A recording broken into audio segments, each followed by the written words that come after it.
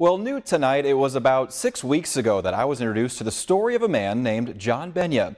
He wasn't a native of the tri-states, but you wouldn't know it judging by the mark he left here. In fact, you're probably familiar with his work. You just have to know where to look.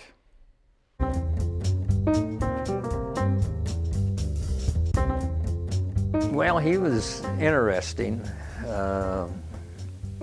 to say the least. Very difficult not to like John. He was just a very friendly, open guy. He was just a gentleman. He really was. One after another, you'll see Quincy streets bearing the signature of John Benya, a man who first arrived in Quincy when architect Charles Behrensmeyer needed help keeping up with the demand for new homes and schools during the post-World War II baby boom. There were not a lot of personnel in Quincy just walking around on the street that you could hire to do this technical work, so he had to go to St. Louis and he hired some contract draftsmen, and one of them was John Benya. Once in Quincy, Benya left quite a footprint. It's hard not to pass a building he designed when you drive through town. He designed what is now Quincy Notre Dame, the old Motorola building, and what architect Tony Crane calls his finest work, St. Boniface Church at 7th and Main. But then there's the Benya homes, which can be found throughout Quincy's Lincoln Hills subdivision.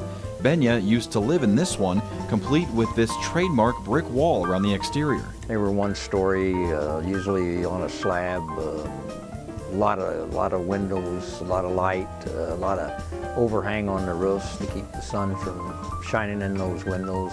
There's really no mistaking Benya's style. He was more of a modernist style, very simplistic, a lot of glass, a lot of exposed brick. It goes beyond Quincy. You'll find Benya's work in Mendon, Liberty, Canton, and Springfield. And it goes way beyond the tri-states. Records show he has buildings in all of these counties and all of these states. As he was once quoted in the Quincy Herald-Whig, "All of my designs are original and I never do the same thing twice."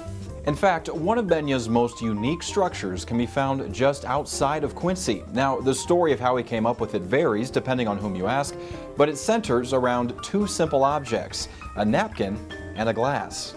Apparently, as the story goes, they were at this bar one night talking about it, and John said, "Well, I've got the whole idea right now. I know what it is right now." And he took his glass and dumped the drink out, turned it upside down, and drew a set of like 7 circles in a grouping.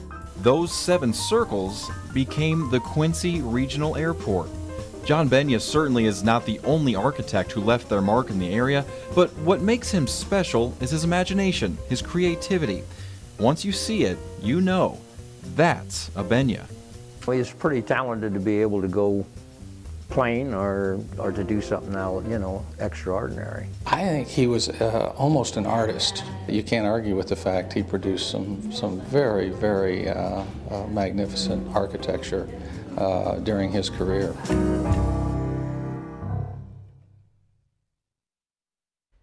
Now, John Benya passed away in 1989 at the age of 77. Now, it's really a shame that we have time constraints here on TV because you just can't properly showcase his work in just a few minutes. Visit KHQA.com where you'll find a list of several other Benya buildings throughout the area. You might even find one in your community that you didn't know about.